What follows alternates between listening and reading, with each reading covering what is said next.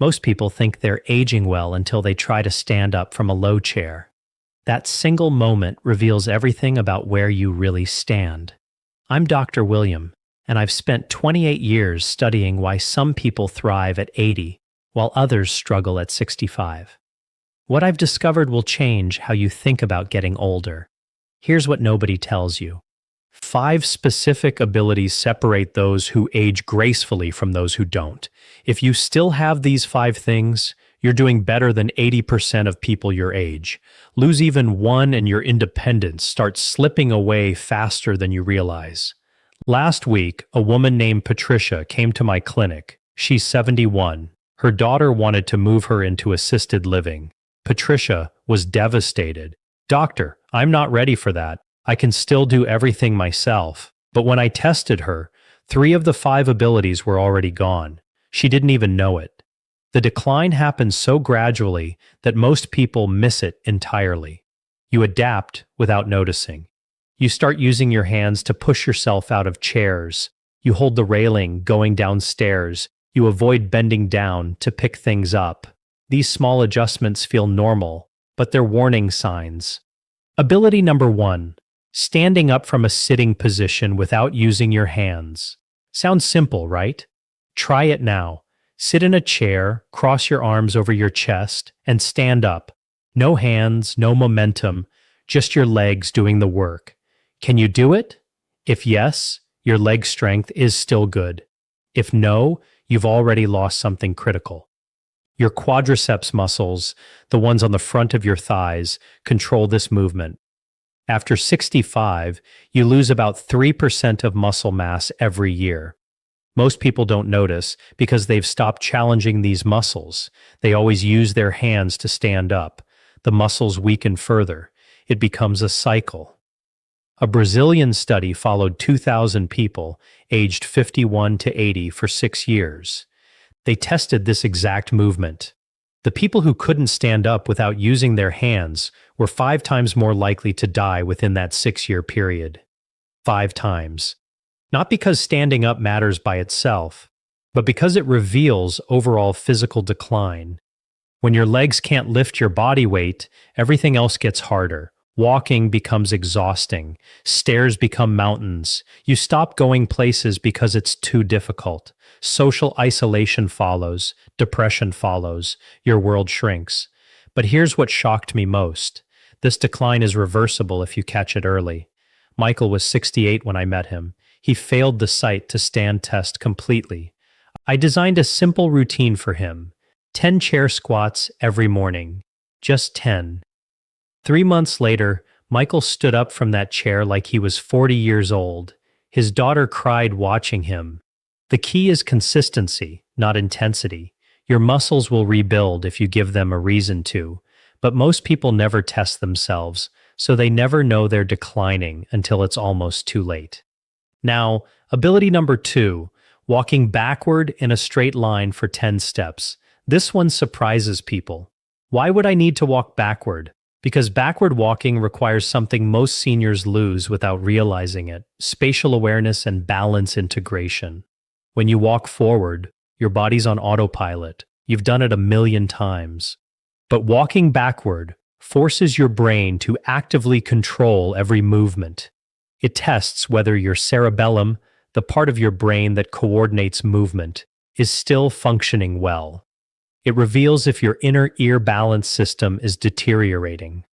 Most importantly, it shows if your brain and body are still communicating effectively.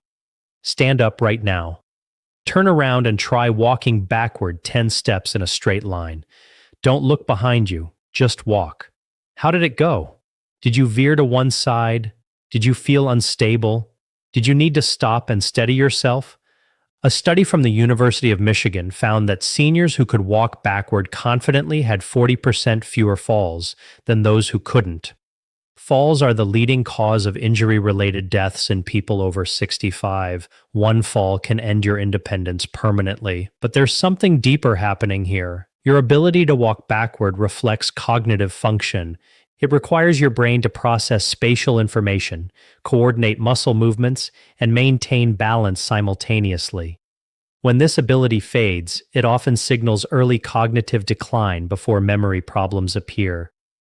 I met Dorothy 6 months ago. She's 74, sharp as ever, remembering everything, doing crossword puzzles daily. But when I asked her to walk backward, she took 2 steps and nearly fell. I referred her for cognitive testing. Early signs of dementia. Her family had no idea. Walking backward revealed what conversation couldn't. The beautiful thing about this ability is how quickly it improves with practice. Just 5 minutes daily walking backward in your hallway, holding the wall for safety. At first, your brain creates new neural pathways, your balance receptors recalibrate.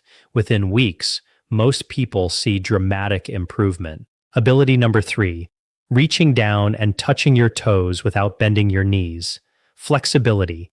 Everyone dismisses it until they've lost it. Then suddenly, putting on socks becomes a daily struggle. Picking up something you dropped requires elaborate planning. Getting in and out of a car turns into an ordeal. Your hamstrings and lower back muscles naturally tighten as you age. Most people accept this as inevitable. It's not. The tightness comes from years of sitting and lack of stretching. Those tight muscles pull on your pelvis, compress your spine, and restrict your movement. Stand up and try it.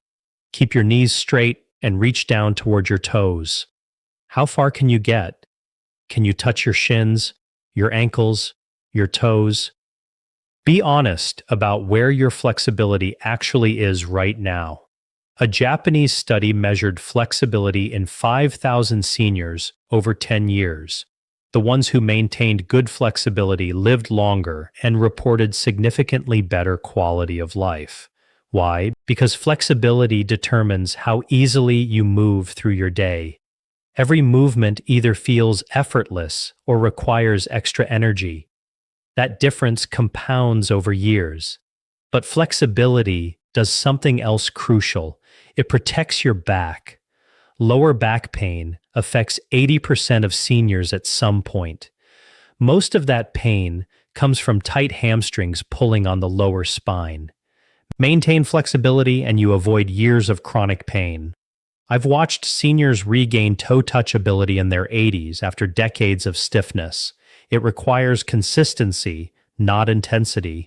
Gentle stretching, daily practice, patience with your body's pace. The improvements accumulate slowly, then suddenly you're bending without thinking about it. Ability number 4, standing on one leg for 30 seconds. Balance determines whether you stay independent or become dependent on others. It's that simple. Most people don't realize their balance is deteriorating until they're already falling regularly. By then, confidence is shattered, and fear restricts movement even further. Try this right now. Stand up, lift one foot off the ground, and hold that position. Don't grab onto anything unless you absolutely must. Count to 30. How long did you last? 10 seconds? 20? Did you wobble immediately? Need to put your foot down and restart? A study from the Mayo Clinic tracked 2,000 seniors for 8 years. Those who could balance on one leg for less than 10 seconds had triple the mortality rate of those who could hold it for 30 seconds. Triple balance isn't just about preventing falls. It's a biomarker for overall system health. Your balance depends on 3 systems working together: vision, inner ear function, and proprioception. Proprioception is your body's ability to sense where it is in space. When any of these systems declines, your balance suffers. The good news, you can rebuild balance at any age. I worked with Thomas last year. He's 77, couldn't stand on one leg for even 5 seconds. We started simple: stand near a counter, lift one foot slightly, hold for just 3 seconds. Every day, add 1 second. 6 weeks later, Thomas held it for 30 seconds without support. His entire posture changed. He walked taller, moved more confidently, stopped shuffling his feet. Balance training does something remarkable in your brain. It forces different neural pathways to communicate. Your cerebellum has to coordinate with your visual cortex and your vestibular system. This cross communication keeps your brain plastic and adaptable. Neuroplasticity doesn't disappear with age, it just needs the right stimulus. Ability number 5, getting up from the floor without using your hands. This one sounds strange until you understand what it reveals. The ability to lower yourself to the ground and return to standing without hand support requires strength, flexibility, coordination, and balance simultaneously. It's the ultimate full-body functional test. There's actually a formal assessment called the sitting rising test. You start standing, sit down on the floor, then stand back up. You lose points for each time you use your hand, knee, or forearm for support. Perfect score is 10 points. Studies show your score directly correlates with mortality risk. Someone who scores 0 to 3 points has 5 to 6 times higher mortality risk than someone who scores 8 to 10. Don't try this if you haven't done it in years. You could hurt yourself, but understand what it represents. This movement requires hip mobility, knee strength, core stability, and spatial awareness. It's everything your body needs to function independently, compressed into one simple action. When you lose this ability, you've lost the reserve capacity that protects you during unexpected situations. A stumble that someone with good floor-to-stand ability recovers from becomes a fall for someone without it. The margin between independence and injury shrinks to nothing. Most people lose these 5 abilities gradually, barely noticing until they're gone. You stop walking backward because you never needed to. You stop touching your toes because it got uncomfortable. You stopped standing on one leg because it felt unstable. You stopped getting on the floor because it seemed unnecessary. Each small loss feels insignificant, but together they determine whether you thrive or merely survive your later years. Here's what nobody tells you. You can rebuild all 5 abilities starting today, regardless of your current state. Your body responds to demands at any age. Make the demand, provide consistency, and improvement follows. Start where you are. If you can only walk backward 3 steps, make it for tomorrow. If your fingers only reach your knees when bending forward, that's your starting point. If you can balance for 8 seconds, try for 9. Progress isn't about comparing yourself to others. It's about being slightly more capable next month than you are today. The people who maintain independence into their 90s aren't lucky. They're not genetically special. They simply kept asking their bodies to do things that matter. They maintain the abilities that most people let slip away. You don't need a gym membership. You don't need expensive equipment. You need awareness of what you're losing and commitment to keeping it. 5 minutes daily practicing these movements will do more for your longevity than any supplement or medication. I've seen it hundreds of times.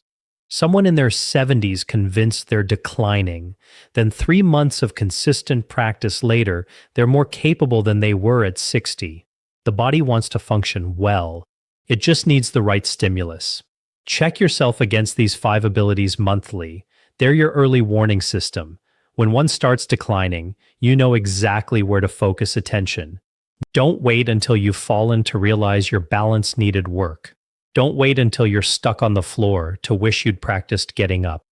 Your independence in 10 years is being determined by what you do today, not what you did when you were younger, not what you plan to do eventually, what you actually do today and tomorrow and the day after that.